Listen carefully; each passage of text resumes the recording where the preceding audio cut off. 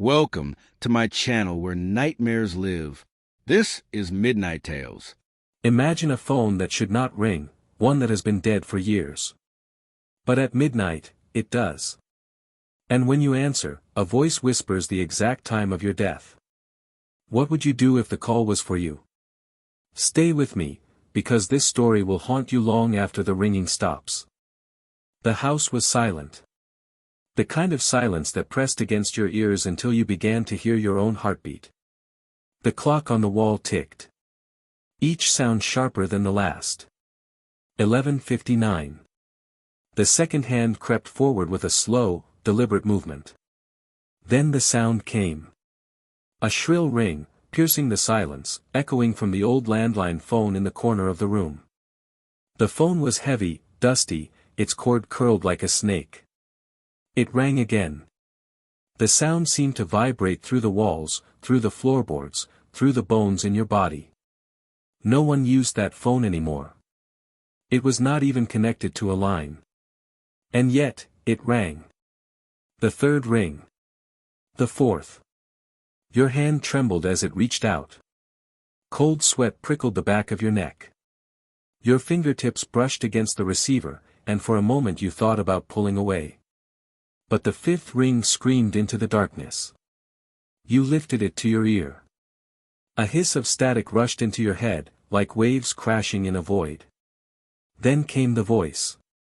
Low. Distorted. As if speaking through water and smoke. It whispered your name. Slowly. Clearly. Your blood froze. The static pulsed louder, pressing against your eardrums. The voice leaned closer, slithering through the line. And then it told you. The exact time. The exact hour. The exact moment when your life would end. A whisper so cold it burned. A sound that wrapped itself around your chest like a tightening rope. The phone clicked. The line went dead. But in the silence that followed, the clock began to tick again. Ticking its way toward the time you now feared more than anything. The clock ticked on. Each second dragged like a blade scraping across stone. You stood frozen, the receiver still pressed against your ear, though the line was silent. Your hand shook. The weight of the phone felt unnatural, as if it were alive, as if it were clinging to you. You slowly lowered it back onto the cradle. The click of the receiver echoed far louder than it should have. The air in the room seemed heavier now. Thicker. It pressed against your chest with every breath. You whispered to yourself, it was not real. It could not be real. But deep inside, your body already believed it. The voice had not been a dream. It had been too clear. Too deliberate. Your eyes drifted to the clock again. 12:05. The red hands glowed faintly in the dark, marking the seconds with cruel precision. You tried to steady your breathing. But the room did not feel empty anymore. The corners looked darker than before. Shadows seemed to breathe. The hum of the refrigerator in the kitchen had stopped. The entire house was holding its breath. A creak from upstairs. You froze. Every muscle in your body tightened. The sound came again. Floorboards shifting. But you lived alone. You told yourself it was just the house settling, just the wood contracting in the cool of the night. But the sound was too deliberate. Too slow. Step. Pause. Step. Your throat went dry. You dared not move, yet your eyes darted toward the staircase at the end of the hallway. The darkness there was thick, like ink poured into the air. You could not see the top of the stairs, only the yawning blackness that seemed to swallow all light. The steps stopped. Silence returned. You wanted to believe you had imagined it. But then the phone rang again. The sound nearly ripped you apart. Sharp. Violent. You staggered back as the landline shrieked, its bell hammering through the stillness. The ring was louder this time. Deeper. As though the house itself was vibrating with it. You stared at the phone, your chest heaving. You knew you should not answer it again. Every instinct screamed against it. But the sixth ring came. And your hand moved on its own. You lifted the receiver, breath trembling. At first there was nothing. Only the faint hiss of static. Then, a whisper. Not your name this time. Something else. A string of numbers. The numbers were dates. Times. Names of people you knew. Your grandmother. Your neighbor. Your childhood friend. Each followed by the exact moment of their death. Your pulse pounded in your ears. The voice spoke without pause, each word sinking into your mind like rusted nails. You shouted into the receiver, "Stop." The voice fell silent. Then, with a soft rasp, it said, "You cannot change it." The line went dead again. You dropped the phone, your hand numb, your skin clammy. It hit the floor with a dull thud, swinging slightly on its cord. The house seemed to lean in closer around you. The shadows crept further along the walls. You turned toward the staircase. And this time, you saw something. A pale hand. Just barely visible at the top step. Gripping the wood with fingers too long, too thin. Waiting.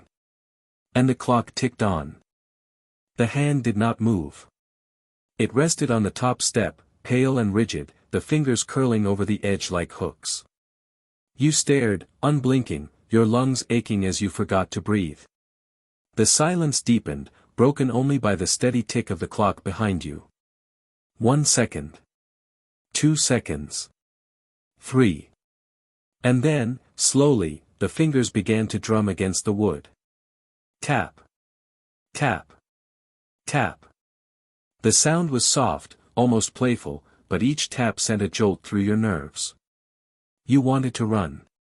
But your legs felt nailed to the floor. The air smelled faintly of damp earth now, as though someone had just unearthed a grave inside your home. Your eyes strained against the shadows at the top of the stairs, but the darkness refused to reveal anything more than that single, awful hand. Then, without warning, the phone rang again.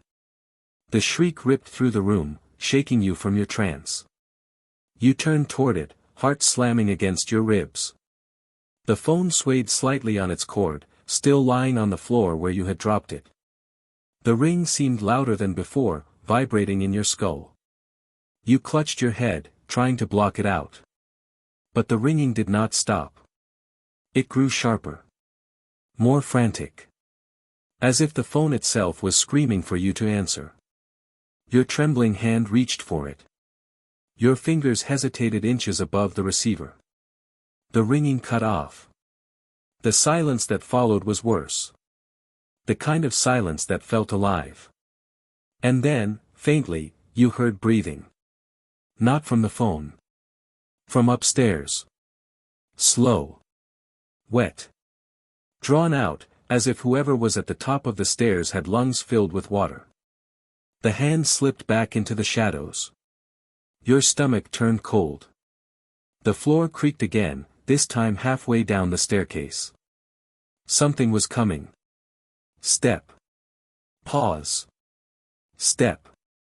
The sound was deliberate, patient, as though it knew you would not escape.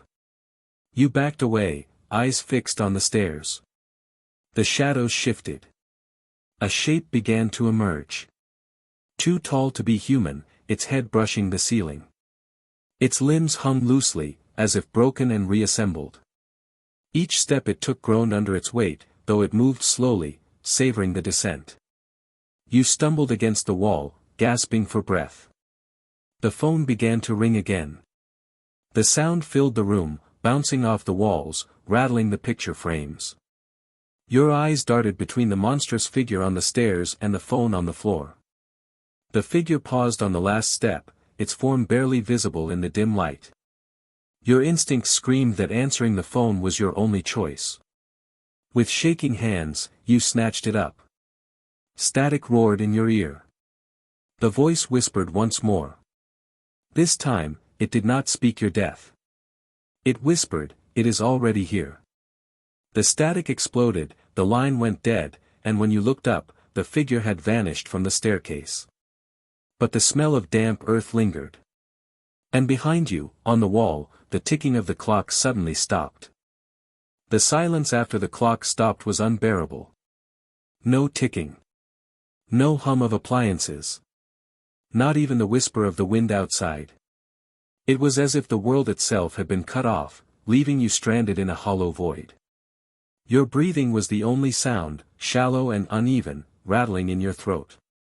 You forced yourself to glance at the clock on the wall. The hands were frozen at 12:17. Your stomach twisted. That was not the time the voice had spoken earlier. Which meant the clock had not stopped by accident. It had been stopped. By something else. You clutched the receiver tighter, even though the line was dead. The silence from it felt heavier than sound. The air in the room had changed again. Cold. Moist. As if the walls were seeping with something rotten. You turned slowly, scanning the corners of the room. The shadows seemed swollen, pressing closer, inch by inch. Then came the noise. A faint scratching. Behind you. You froze, every hair on your body rising. The scratching grew louder. It was coming from the wall just beneath the clock. Long, deliberate strokes, as if nails were dragging through the plaster. You swallowed hard, forcing yourself to turn. The wallpaper beneath the clock was bulging outward, pulsing like skin. Each scrape came from inside the wall. You stumbled back, heart pounding in your chest. The bulge grew larger, stretching outward, the paper splitting at the seams.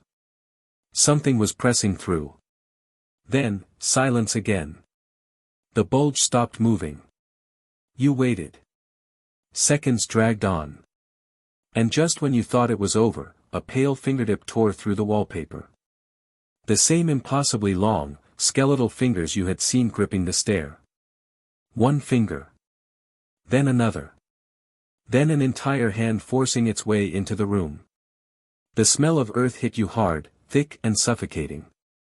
You gagged as the wall split open, chunks of plaster raining down onto the floor. Something was crawling out. You staggered backward until your legs hit the sofa. The hand gripped the edge of the hole. Another followed. And then the face emerged. White. Featureless. Smooth skin stretched too tightly over its skull, with no eyes, no mouth, no nose. Only a hollow surface where a face should have been. It turned toward you regardless, as if it could see you perfectly. The phone in your hand crackled to life. A distorted whisper seeped into your ear. It watches you now. Your knees weakened. The figure dragged itself further from the wall, long limbs unfolding unnaturally, joints bending in wrong directions. It moved with a sickening slowness, savoring every inch of its arrival. The shadows bent toward it, as if the darkness itself welcomed it home. You could not move. Your body betrayed you, locking in place as terror swallowed every thought. The whisper on the phone deepened, closer, as though the voice was no longer speaking through the line, but standing just behind you. Do not turn around. But your body betrayed you again. Your head began to turn. Slowly. Against your will. And the silence behind you cracked open. Your head turned inch by inch. The air pressed heavy against your skin, as though unseen hands were forcing you to obey. Every muscle strained to resist, but the movement continued, slow and inevitable. Your heart hammered so loudly you thought it might burst. At first you saw nothing, only the dim outline of the room, the furniture shrouded in shadows. Then you noticed it. A figure. Standing directly behind you. Closer than you ever wanted anything to be. It was tall. Its head tilted unnaturally to one side, almost as if it were studying you with curiosity. Though the room was dark, you could feel its gaze burning into you, hotter than fire, colder than ice. The phone receiver slipped from your fingers. It did not clatter. It fell in silence, as if the sound itself had been stolen. The figure leaned closer. You could not see its face. There was no face. Only a void where features should have been, a shifting blur that your eyes could not focus on. Your breath caught in your throat. The smell of damp soil grew stronger, filling your lungs until you thought you might choke. And then the phone rang again. Not from the floor.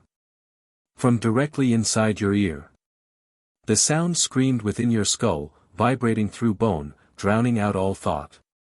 The faceless figure remained still, waiting, as though listening to the same call. You clamped your hands over your ears, but the ringing continued inside your head, unbroken. And then the whisper returned. The time is closer. Your eyes shot back to the clock on the wall. The hands had moved. They now read 12:23. 6 minutes since it had stopped. 6 minutes that had not felt like minutes at all. The whisper grew louder. It waits for the moment. You cannot run. You cannot hide. The figure behind you shifted, its limbs twitching unnaturally, like a marionette jerked by tangled strings. Its body bent forward, lowering until its faceless head hovered inches from your own. You felt the cold radiating from it, sinking into your bones. And then you heard it breathe. Slow. Ragged. Wet. Your knees buckled. You stumbled away, crashing against the sofa, eyes locked on the wall where the creature had first emerged. The hole was wider now. The wallpaper torn, plaster broken. Something else was moving inside. Dozens of hands. All pale. All impossibly long. They clawed at the edges of the wall, pulling, dragging. More shapes pressed against the surface, eager to follow. You staggered backward toward the hallway, desperate to escape. But the faceless figure blocked your path. Its head tilted again. Listening. Waiting. The phone rang one final time. Louder than ever. The sound filled the house, rattling the glass, vibrating through the floor. You could not tell if it came from the receiver, the walls, or from inside your chest. The whisper returned, clear and merciless. Your time is almost here. And with those words, the clock on the wall began to move again. The second hand ticked forward. Tick. Tick. Tick. Each sound louder than the last, dragging you toward the moment you feared most. The ticking grew deafening. Each second slammed into your skull like a hammer. Tick. Tick. Tick. The faceless figure leaned closer, its head twitching in short, broken motions. Behind it, the wall split wide, and pale hands poured through in a writhing tide, reaching, grasping, hungry for flesh. You stumbled back until your spine pressed against the cold plaster of the opposite wall. There was nowhere left to go. The clock struck 12:30.